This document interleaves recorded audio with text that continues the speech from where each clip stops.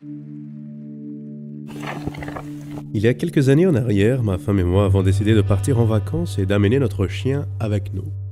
En arrivant à la destination, nous avons réalisé que nous serions dans une maison à côté d'une grande plage. Cependant, comme il n'y avait pas de mur, ma femme a décidé de laisser l'animal enfermé dans la maison, craignant qu'il ne s'enfuisse. J'avoue que je ne me sentais pas bien de voir ce pauvre petit chien enfermé dans la maison et j'ai décidé de le laisser faire une promenade.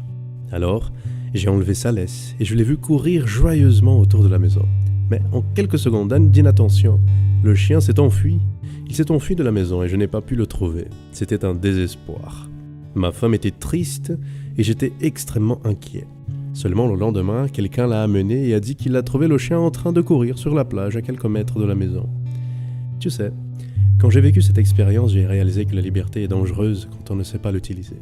Ce pauvre animal se trouvait libre et a décidé de s'éloigner des propriétaires, mais il connaissait à peine les dangers qu'il encourait. Mais en fait, nous les humains, nous avons aussi des problèmes de liberté. Nous ne savons pas toujours comment l'utiliser avec sagesse, et souvent, cela nous détruit.